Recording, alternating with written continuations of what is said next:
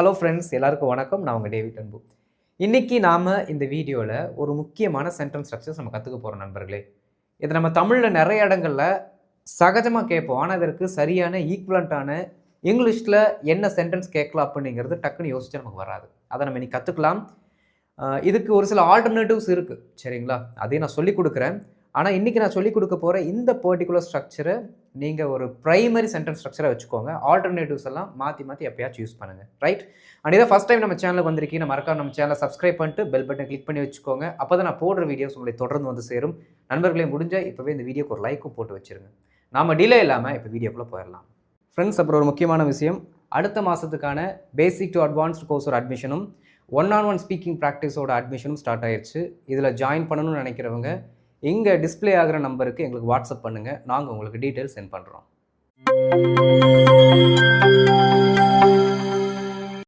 Friends, நம்ம நிறைய இடங்களில் தமிழில் மற்றவங்க கூட கேஷுவலாக பேசிகிட்டு இருக்கும் பொழுது இந்த மாதிரி சென்டென்சஸ் யூஸ் பண்ணுவோம். ஏன் நீ கேட்க வேண்டியது தானே, ஏன் நீ போக வேண்டியது தானே, இவ்வளோ சொல்கிறியே, ஏன் நீ அவனுக்கு ஹெல்ப் பண்ண வேண்டியது தானே. அதாவது நண்பர்களே, ஒரு ஆக்ஷனை இன்னொருத்தவங்க செய்யலாம்ல அப்படின்னு சொல்லிட்டு அவங்களோட ரெஸ்பான்சிபிலிட்டியை நம்ம அங்கே பாயிண்ட் பண்ணுறோம். உனக்கும் அந்த வேலையை செய்ய ரெஸ்பான்சிபிலிட்டி இருக்குது, அந்த பொறுப்பு இருக்குது, கடமை இருக்குது, அதை நீ செய்யலாம்ல அப்படின்னு என்ன பண்ணுறோம், நாம் அதை ஒரு கேள்வியாக கேட்குறோம். புரியுதுங்களா? இந்த மாதிரி கேட்கக்கூடிய வார்த்தைகளுக்கு, வாக்கியங்களுக்கு நாம் ஒரு ஸ்ட்ரக்சர் வச்சுருக்கோம். புரியுதுங்களா? அதாவது நல்லா இன்னும் சொல்லப்போனால், ஒருத்தங்க இன்னொரு வேலையை செய்யணும் அப்படின்னு நம்ம எதிர்பார்க்குறோம், அவ்வளோதான். நம்மளை எதிர்பார்க்குறாங்க. நீ அவங்ககிட்ட பேச வேண்டியது ஏன்னா நம்மளை அந்த ஆக்ஷனை செய்யணும் அப்படின்னு எதிர்பார்க்குறாங்க. அதே தான் நம்மளும் அவங்ககிட்ட எதிர்பார்த்து கேட்குறோம். என்ன சொல்கிறீங்கல்ல, ஏன் நீங்கள் அவங்ககிட்ட பேசலாம்ல, எப்படி நீங்கள் அவங்ககிட்ட பேசலாம்ல, இப்படி தான் தமிழில் யூஸ் பண்ணுவோம். புரியுதுங்களா நண்பர்களே? இதற்கு நாம் வச்சிருக்கக்கூடிய அந்த பர்டிகுலர் சென்டென்ஸ் ஸ்ட்ரக்சர் என்ன அப்படின்னா, ரூட் வேர்டாக வரக்கூடியது, அதாவது மூலப்பொருளாக மூல வார்த்தையாக வரக்கூடியது சப்போஸ் டு அப்படிங்கிற வார்த்தை, சரிங்களா? Suppose to. இதற்கடுத்து என்ன ஆக்ஷனை அவங்க செய்ய வேண்டியது தானே அப்படின்னு சொல்கிறோம் பார்த்தீங்களா, அந்த ஆக்ஷன் வேர்டை V1ல் போட்டுக்கணும். ஏன்னா 2 அப்படின்னாலும் இதற்கு அடுத்து வரக்கூடிய அந்த வேர்ப் V1ல் வரும் அப்படிங்கிறது நம்ம ஆல்ரெடி கற்றுக்கொண்டது. That we know it already, அது நமக்கு ஆல்ரெடி தெரியும், சரிங்களா? பாருங்கள், சப்போஸ் டு அப்படிங்கிற வார்த்தை, அதற்கடுத்து V1. இது கேள்வியாக இருப்பதினால, எப்படி இது கேள்வியாக இருக்கிறதுனால நம்ம என்ன பண்ண போகிறோம் அப்படின்னா, கேள்விக்கு ஏற்றாற் போல் ஒரு சில வார்த்தைகளை ஆட் பண்ண போகிறோம். நல்லா கவனிக்கணும் நண்பர்களே. இந்த சப்போஸ் டு அப்படிங்கிற வார்த்தை எப்போவுமே பி வெர்பு கூட சேர்ந்து தான் வரும். நம்ம ஒரு சென்டென்ஸ் ஸ்ட்ரக்சர்ஸ்லேயே ஐ திங்க் செமி மாடல் உங்களுக்கு டீச் பண்ணும் பொழுது இந்த ஸ்ட்ரக்சர் நான் சொல்லி கொடுத்துருக்கேன். எப்படி வரும் அப்படின்னா, பி வெர்பு கூடயே தான் சேர்ந்து வரும். இப்போ ப்ரெசண்ட்டில் நாம் இதை யூஸ் பண்ணுறோம் அப்படின்னா, ப்ரெசண்ட்டுக்கு ஏற்றாற் போல் ஆமு, இஸ்ஸு, ஆர் அப்படின்னுங்கிறதும், பாஸ்டாக இருந்தால் வாசு இல்லாட்டி வேர், இந்த மாதிரியான பி வெர்பை தான் என்ன பண்ணணும், நம்ம இந்த வார்த்தை கூட யூஸ் பண்ணணும். அண்டு கேட்க வேண்டியது தானே அப்படின்னு சொல்லும் பொழுதே தெரியுது அவங்க அந்த வேலையை செய்யலை அப்படிங்கிறத நம்ம சொல்கிறோம். நீ அந்த வேலையை செய்யலை, ஏன் நீ செய்யலாம் இல்லை, அவங்க அந்த உணவை சாப்பிடல, ஏன் அவங்க சாப்பிட வேண்டியது தானே, அவங்க அந்த வேலையை செய்ய வேண்டியது தானே. அப்போது யாரோ ஒருத்தங்க செய்யாத ஒரு ஆக்ஷனை பண்ணால் நல்லாயிருக்கும் அப்படின்னு நம்ம சொல்கிறோம். இங்கே என்ன ஆகுது அப்படின்னா, செய்யலை அப்படிங்கிற நெகட்டிவ் வர்றதுனால இந்த வார்த்தைகளுக்கு அடுத்து நாட் அப்படிங்கிற வார்த்தையை நம்ம ஆட் பண்ணிக்கணும். Am not, is not, are not, was not, were not. புரியுதுங்களா? அப்போ என்ன நவுனை நம்ம யூஸ் பண்ணுறோமோ அந்த நவுனுக்கு ஏற்றாற் போல் இந்த பி வெர்பை போட்டுக்கணும்.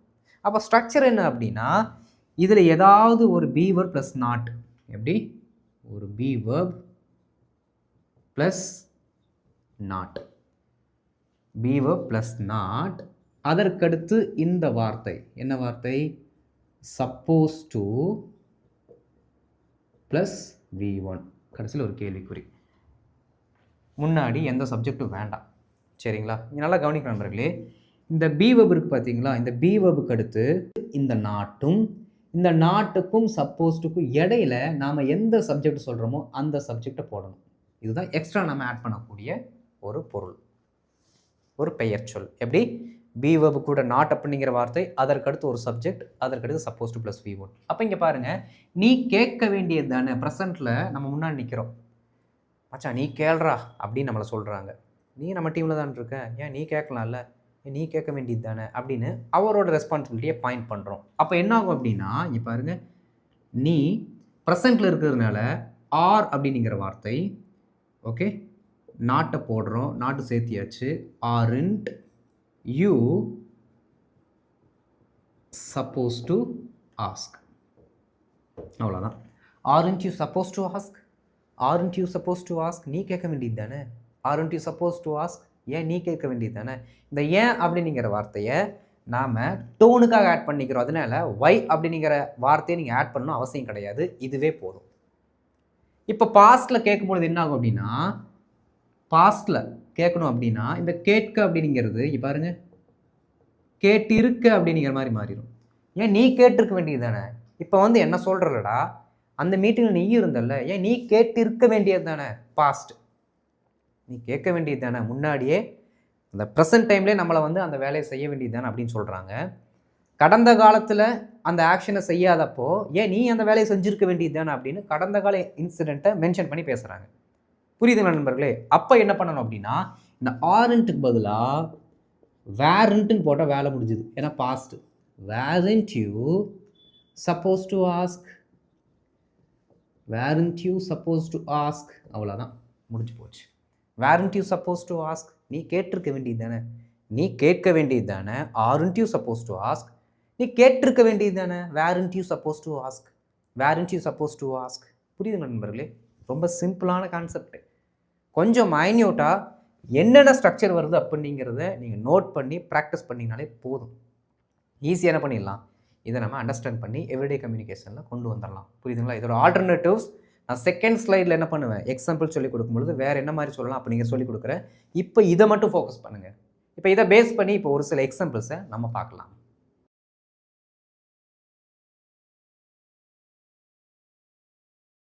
ஃப்ரெண்ட்ஸ், இப்போது ஃபஸ்ட்டு செட் ஆஃப் எக்ஸாம்பிள்ஸ் பாருங்கள். அவன் இப்போவே அந்த படிவத்தை சமர்ப்பிக்க வேண்டியது தானே.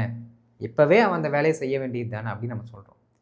நண்பர்களே, இந்த பர்டிகுலர் ஸ்ட்ரக்சருக்கு ஃப்யூச்சர் கிடையாது. ஃப்யூச்சருக்குனாலும் நம்ம இதை யூஸ் பண்ணிக்கலாம், தப்பு இல்லை. புரியுதுங்களா. ஏன்னா அந்த வேலையை அவங்க செய்ய வேண்டியதானு சொல்லும்போது ஆட்டோமேட்டிக்காக இதுக்கப்புறம் தான் அவங்க செய்ய போகிறாங்க. இதுக்கப்புறம் தான் அந்த வேலையை செய்ய போகிறாங்க. அதனால் என்ன ஆகணும், ஆட்டோமேட்டிக்காக அது ஃப்யூச்சர் கூட கனெக்ட் ஆகிடும். இப்போ ஃப்யூச்சருக்கு அப்படின்ட்டு நம்ம அந்த வில்லு ஓன்ட் பி அப்படிலாம் போட்டு யூஸ் பண்ண அவசியம் கிடையாது, வேண்டாம். ப்ரெசண்ட்டே ஃப்யூச்சருக்கான அர்த்தத்தையும் வெளிப்படுத்தும். சரிங்களா, ரைட். அவன் இப்போவே அந்த படிவத்தை சமர்ப்பிக்க வேண்டியது தானே. அவன் தான் முடிச்சிட்டேன்னு சொல்கிறான்ல, இப்போவே அதை சமர்ப்பிக்க வேண்டியது தானே. அதைத்தான் எதிர்பார்க்குறாங்க அவங்க. பாருங்கள், அவன் ஹீ அப்படிங்கிற சப்ஜெக்டு. அப்போ அதற்கு நாம் யூஸ் பண்ணக்கூடிய பி வர்பு ப்ரெசண்ட்டில் இஸ் அப்படிங்கிற வார்த்தையில் வரணும். இஸ்ஸை நெகட்டிவில் நம்ம என்ன பண்ணணும், யூஸ் பண்ணணும். ஏன்னா சமர்ப்பிக்க வேண்டியது தானே, கையாள வேண்டியது தானே, போலீஸ் ஆக வேண்டியது தானே, இதெல்லாமே ப்ரெசண்ட்டில் கேட்குற மாதிரியே இருக்குது. இருக்க வேண்டியது தானே, போய் இருக்க வேண்டியது தானே நம்ம கேட்கல. அப்போ இது சிம்பிளாகவே பார்க்கும் பொழுதே ப்ரெசண்ட்டில் தான் இருக்குது அப்படிங்கிறத நம்ம ஐடென்டிஃபை பண்ணணும். புரியுதுங்களா. சரி வாங்க. அவன், அப்போ இவனுக்கு ஏற்ற பி வர்ப் அப்படின்னா இஸ். ஓகே, உடனே நாட்டை சேர்க்குறோம். இஸ்ன்ட் சப்ஜெக்ட் யார், ஹீயை போட்டாச்சு. உடனே அந்த fixed root word supposed to, அவ்வளோதான். Isn't he supposed to, isn't he supposed to, isn't he supposed to சொல்லி சொல்லி பார்க்கணும். சரிங்களா. இஸ்ன்ட் ஹீ சப்போஸ் டு என்ன பண்ணுவோமா, சமர்ப்பிக்க, சமர்ப்பித்தல் அப்படின்னா சப்மிட். ஓகே, எதை, பாரம் அப்படி தானே சொல்லுவோம். ஃபார்ம் எப்போ, இப்போ. பாருங்க, isn't he supposed to submit the form now? Isn't he supposed to submit the form now? பொறுமையா மெதுவா என் கூட சேர்ந்து சொல்லுங்க. Isn't he supposed to submit the form now? அவன் அந்த படிவத்தை சமர்ப்பிக்க வேண்டியது தானே. புரியுதுங்களா. ரொம்ப சிம்பிள். இந்த பிரச்சனையை அவங்க கையாள வேண்டியது தானே. இந்த சென்டென்ஸை பார்க்கும் பொழுதே என்ன வேர்பு வருது அப்படிங்கிறத உங்கள் மைண்டு டக்குன்னு பிடிச்சிடணும். கையாளுதல், ஹேண்டில் பண்ணுறது. பிரச்சனையை இங்கே நம்ம இஷ்யூ அப்படின்னு நம்ம சொல்லலாம், ப்ராப்ளம்னு சொல்லலாம், தப்பு இல்லை. பாருங்கள், யார், அவங்க ப்ரெசண்ட்டில் இருக்கிறதுனால ஆர் நெகட்டிவில் போட்டாச்சு. Aren't they supposed to. Okay, aren't they suppose to. இங்கே இருக்கக்கூடிய வேர்ப் யாருன்னா கையாளுதல், அப்போ handle. Okay, handle the issue, problem எது சொன்னாலும் கரெக்ட். ரெண்டுத்துக்கு சேர்த்து ஒரு கொஸ்டின் மார்க். பாருங்க, aren't they supposed to handle the problem, aren't they supposed to handle the issue? Simple நண்பர்களே, ரொம்ப ரொம்ப ஈஸி, எளிமையான ஒரு சென்டென்ஸ் ஸ்ட்ரக்சர்ஸ். புரியுதுங்களா? சொல்லுங்க. aren't they supposed to handle the issue, aren't they supposed to handle the problem? புரிஞ்சு இல்லைங்க? அவ்வளோதான். பாருங்க, இனி கடகடன்னு முடிச்சிடலாம். நீ போலீஸ் ஆக வேண்டியது தானே? ஏன்னா என்ன போலீஸ் ஆகணும்னு சொல்கிற, எல்லாரும் நீயும் போலீஸ் ஆகணும்னு நினைக்கிறாங்க. நீ போலீஸ் ஆக வேண்டியது தானே? ரொம்ப சிம்பிள். நீ அப்படின்னா யூ ஆர், அப்போ ஆர். aren't you, அதே சப்போஸ் டு தான், மிஸ் பண்ணவே கூடாது. aren't you supposed to become a police officer? Police officer. முடிஞ்சு போச்சு பாருங்க. ரெண்டு தான் உங்களுக்கு நான் பொறுமையாக சொல்லி கொடுத்தேன். மூணாவதெல்லாம் நீங்களே நான் எழுதுறதுக்கு முன்னாடி ஆன்சர்ஸை கண்டுபிடிச்சிடணும். அதுதான் ப்ரெசன்ஸ் ஆஃப் மைண்ட். பார்க்க டக்கு டக்குன்னு வந்துடணும். புரியுதுங்களா? பாருங்க, aren't you supposed to become a police officer? Hey, aren't you supposed to become a police officer? ஏன் நீ போலீஸ் ஆக வேண்டியது தானே? நானே நல்லா சாப்பிட்டு திடகாத்திரமாக இருக்கேன், என்ன போய் கிரவுண்டில் ஓட சொல்லி ஜிம்முக்கு போக சொல்கிறேன். aren't you supposed to become a police officer? நீ ஆக வேண்டியது தானே? நீ போலீஸ் ஆக வேண்டியது தானே? சிம்பிள். அவள் அந்த வாய்ப்பை ஏற்க வேண்டியது தானே? என்ன சொல்கிறீங்கல்ல, மற்றவங்கள சொல்கிறீங்கல்ல, நீ அந்த வாய்ப்பை அக்செப்ட் பண்ணுன்ட்டு அத்தனை சொல்கிறா, ஏன் அவள் அந்த வாய்ப்பை ஏற்க வேண்டியது தானே? எழுதலாம் பாருங்க. அவள் அப்படின்னா is, isn't she supposed to accept that offer? அவ்வளோதான். Okay, isn't she supposed to accept that offer? isn't she supposed to accept that offer? அடுத்த சென்டென்ஸ் பாருங்க, அதான் கொஞ்சம் காம்ப்ளிகேட்டடாக இருக்கும். மழை இப்போ பெய்ய வேண்டியது தானே? காரணம், நேற்று நல்லா இருக்கும்போது மழை பெஞ்சது, இன்றைக்கி பாரு இப்படி வெயில் அடிக்குது, மழை இப்போ பெய்ய வேண்டியது தானே? எதிர்பார்க்குறோம் மழை பெய்யணும்னு. புரியுதுங்களா? ரொம்ப சிம்பிள் நண்பர்களே. மழை பெய்கிறது அப்படின்னு எப்படி சொல்லுவோம்? இட் ரெயின்ஸ்ன்னு சொல்லுவோம். எப்படி? இட் ரெயின்ஸ்ன்னு சொல்லுவோம். அப்போ ரெயின்ங்கிறது இங்கே வேர்பு, இட்டுங்கிறது நவுனு. புரியுதுங்களா? அப்படி எழுத வேண்டியது தான். isn't it, இட் ரெயின்ஸ்ன்னு சொல்கிறோம், அதனால subject it. isn't it supposed to rain now? அவ்வளோதான். isn't it supposed to rain now? isn't it supposed to rain now? Easy. ஏன்னா நார்மலாகவே என்ன சொல்லுவோம்? மழை பெய்கிறதுனா இட் ரெயின்ஸ்ன்னு சொல்லுவோம், மழை பெய்தது இட் ரெயின்டுன்னு சொல்லுவோம். அப்போ இங்கே சப்ஜெக்ட் யார்? டம்மி. இவர் தான் dummy. It to dummy subject தான். அப்போ இந்த டம்மி சப்ஜெக்ட் தான் நம்ம இங்கே என்ன பண்ணுறோம்? யூஸ் பண்ணுறோம். isn't it supposed to rain now? மழை இப்போ பெய்ய வேண்டியது தானே? பலா போன மழை இப்போ பெய்யாது, இப்போ பெய்ய வேண்டியது தானே அப்படின்னு நம்ம சொல்லுவோம்ல, அதற்கு அந்த சென்டென்ஸ். நாம் கூடைய கொண்டு போக வேண்டியது தானே? நாம் கொடையை கொண்டு போக வேண்டியது தானே? மழை வருது, அவங்களே எல்லா நாளும் மழை கொடையை கொண்டு வரணும்னு நம்ம நினைக்கிறோம், எதிர்பார்க்குறோம். இந்த டைம் நாம் கொண்டு போக வேண்டியது தானே? பாருங்க, அதே ஆர் தான். aren't we, அப்படியே ஃபிக்ஸ்டு ஃப்ரேஸ், சப்போஸ் டு கொண்டு போகிறதுக்கு கேரி. குடைக்கு இங்கிலீஷில் என்ன? குடைக்கு சொல்லுங்கள், குடைக்கு என்ன வரும்? வெரி குட், தி அம்ப்ரெல்லா. அவ்வளோதான். aren't we supposed to carry the umbrella? aren't we supposed to carry the umbrella? ஏன் நாம கூட கொண்டு போக வேண்டியது தானே? aren't we supposed to carry the umbrella? ரொம்ப சிம்பிள், ரொம்ப ரொம்ப ஈஸி ஃப்ரெண்ட்ஸ். ஆனால் நீங்கள் நிறைய சென்டென்ஸ் சொல்லி பார்க்கணும். இல்லாட்டி என்ன ஆகும் அப்படின்னா, சில சமயங்களில் சப்போஸ்ட்டை விட்டுட்டு, எப்படி சப்போஸ்ட்டை விட்டுட்டு மீதி வார்த்தையை நம்ம சொல்லி பழகிடுவோம் ஒழுங்காக practice பண்ணாட்டி. aren't we carry the umbrella? aren't we carry the umbrella? aren't you become a police officer? அப்படி நம்ம கேட்டுருவோம். அப்படி கேட்டால் 200% தப்பு. அப்படி கேட்கக்கூடாது, அப்படி கேட்கக்கூடாது. அந்த மாதிரி ஸ்ட்ரக்சர் கிடையாது. aren't you become a police officer? இந்த சப்போஸ் டு விட்டுட்டு கேட்டிங்கன்னா மீனிங் தப்பு. புரியுது நண்பர்களே? சப்போஸ் டுவை மறக்காமல் என்ன பண்ணணும், இந்த ஸ்ட்ரக்சரில் நீங்கள் கேள்வி கேட்கணுன்னா அதை ப்ளேஸ் பண்ணி தான் ஆகணும். ரைட்? இப்போ ஒரு சில எக்ஸாம்பிள்ஸ் பாஸ்ட்டுக்கு பார்க்கலாம்.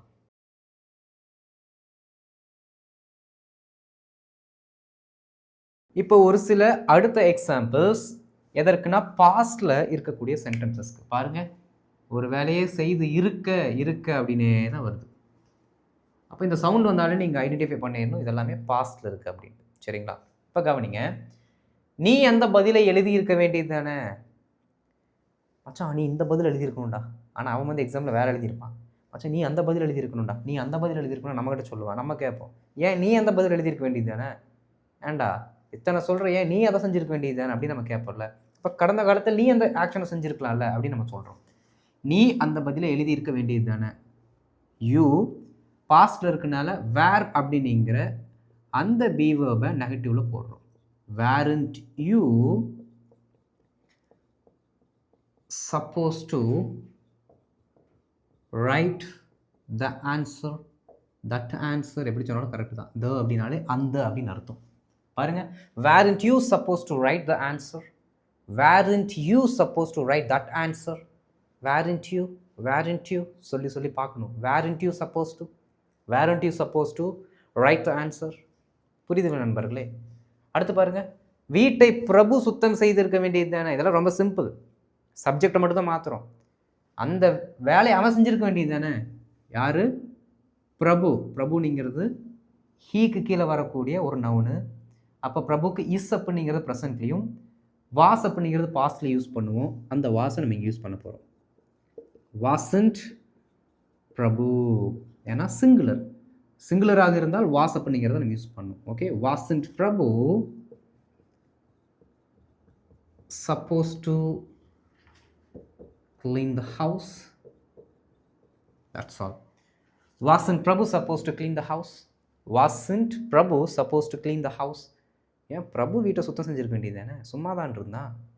அடுத்து பாருங்க, அம்மாவுக்கு உடம்பு சரியில்லை, பிரபா சமைச்சிருக்க வேண்டியது தானே, அவள் சும்மா தான்டா இருந்தா. அம்மாவுக்கு உடம்பு சரியில்லை. பாருங்க, அம்மாவுக்கு உடம்பு சரியில்லை. மதர் இஸ் சிக்குன்னு சொல்லலாம், மதர் இஸ் அன்வெல்லுன்னு சொல்லலாம், எது சொன்னாலும் கரெக்டு தான்.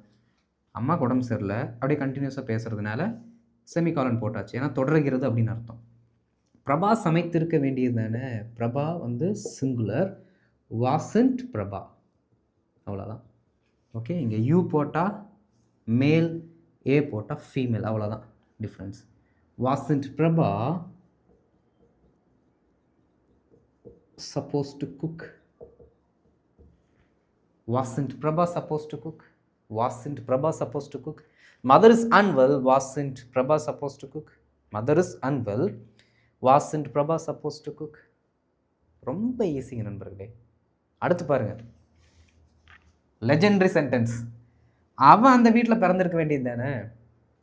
அதாவது சின்ன வயசில் எங்கள் வீட்டிலே மரநடி பொதுமாத்து விழுகும் எங்கள் அப்பா அம்மா கிட்ட. சம்டைம்ஸ் பக்கத்து வீட்டில் இருக்கவங்க அங்கே அவங்களோட குழந்தைய பிறந்துட்டு இருந்தாங்கன்னா, இப்போ எங்கள் அண்ணன் சொல்லுவான், நீ எல்லாம் அந்த வீட்டில் பிறந்திருக்கணும்டா அப்படின்ட்டு. ஏன்னா அங்கே போய் நம்ம அடி வாங்கணுமாமா, அதான் அவனோட கான்செப்ட்.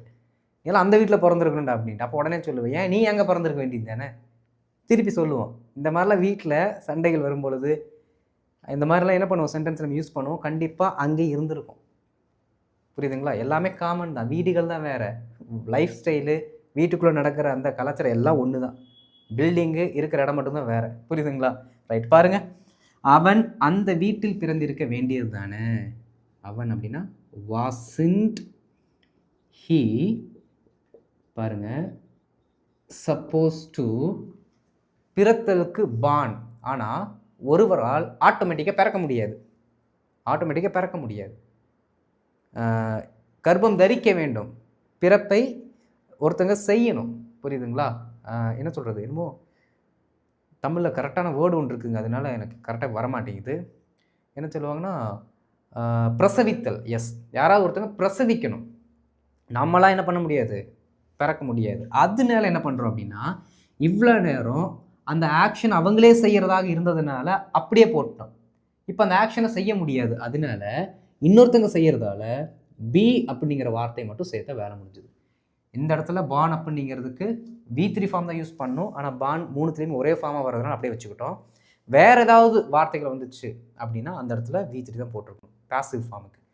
அவ்வளோலாம் நீங்கள் இங்கே என்ன பண்ண வேண்டாம் அப்படின்னா ரிசர்ச் பண்ண வேண்டாம். இந்த ஒரு சென்டென்ஸ் மட்டும் இப்படி ஞாபகம் வச்சுக்கோங்க. புரியுதுங்களா? Right. Wasn't he suppose to be born அந்த வீட்டில், இன் தட் ஹவுஸ். பாருங்க, wasn't he supposed to be born in that house?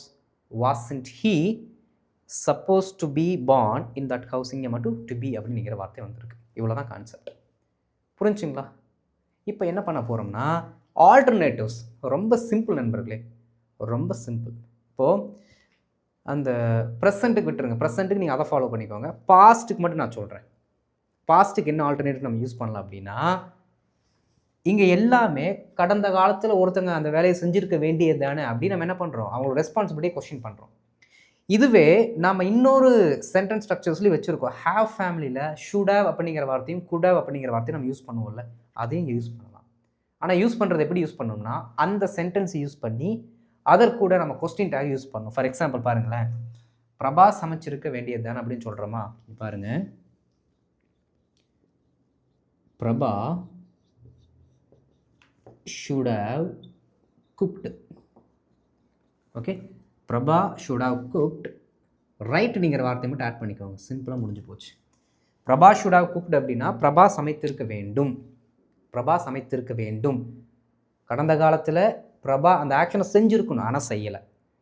கடந்த கால ரெஸ்பான்சிபிலிட்டியை அவங்க செய்ய தவறிட்டாங்க, அதனால் அதை சொல்லி காட்டுறோம். பிரபா சமைத்திருக்க வேண்டும், Prabha should have cooked. Right அப்படிங்கிற வார்த்தை அதை செஞ்சுருக்கணும் தானே, புரியுதுங்களா? அந்த வேலையை செய்ய வேண்டியது தானே, அந்த தானே அப்படிங்கிற சவுண்டை ரைட்டு கொடுத்துரும், ஏன்னா கொஸ்டின் டேக். பாருங்கள், Prabha should have cooked right, Prabha should have cooked right. அடுத்துங்க, பிரபு வீட்டை சுத்தம் செஞ்சுருக்க வேண்டியது தானே, Prabhu should have clean the house right, Prabhu should have clean the house right. நீ அந்த பதில் எழுதியிருக்க வேண்டியது தானே, you should have written that answer right, you should have written that answer right. இப்படியும் சொல்லலாம். இப்போ உடனே இப்போ என்ன சொல்லுவீங்கன்னா, இதை அப்போ சொல்லித்தர வேண்டியது தானே, எதுக்கிட்ட இவ்வளோ நேரம் இந்த வேர்ன்ட்டு சப்போஸ்ட் இதெல்லாம் எங்களுக்கு சொல்லி கொடுத்த அப்படின்னு நீங்கள் நினைப்பீங்க. ஃபஸ்ட்டு ப்ரையாரிட்டி இதுக்கு கொடுங்க, செகண்ட் ப்ரையாரிட்டி இதுக்கு கொடுங்க. என்றைக்குமே ஈஸியாக இருக்கிறத நம்ம கற்றுக்கலாம், ஆனால் எல்லா இடத்துலையுமே அது ஃபிட் ஆகுமான்னு கேட்டால் ஃபிட் ஆகாது. அதனால் ஆல்டர்னேட்டிவ்ஸ் தெரிஞ்சு வச்சுக்கணும். புரியுது நண்பர்களே? நீங்கள் இப்படியும் கேட்கலாம், இப்படியும் கேட்கலாம். புரியுதுங்களா? ரைட். இந்த வீடியோ பிடிச்சிருந்துச்சுன்னா மறக்காமல் ஒரு லைக்கை போட்டு மற்றவங்களுக்கு ஷேர் பண்ணுங்கள். அண்ட் இதான் ஃபஸ்ட் டைம் நம்ம சேனலுக்கு வந்திருக்கிற, மறக்காமல் நம்ம சேனலை சப்ஸ்கிரைப் பண்ணி வச்சுட்டு பெல் பட்டனை கிளிக் பண்ணி வச்சுக்கோங்க. அப்போ தான் நான் போடுற வீடியோஸ் உங்களுக்கு தொடர்ந்து வந்து சேரும். நீங்கள் பண்ணுற சப்போர்ட், லைக்கு, சப்ஸ்கிரைபு, ஷேர், இதுதாங்க நண்பர்களே. இதுதான் நீங்கள் என்ன பண்ணுற என்கரேஜும் கூட. ரைட், அடுத்த வீடியோவில் ஒரு இன்ட்ரெஸ்டிங்கான சூப்பரான டாப்பிக்கில் நான் உங்களை மீட் பண்ணுறேன். அது வரைக்கும் நல்லா ப்ராக்டிஸ் பண்ணிட்டுருங்க. ஓகே, அடுத்த வீடியோவில் பார்க்கலாம். தேங்க்யூ.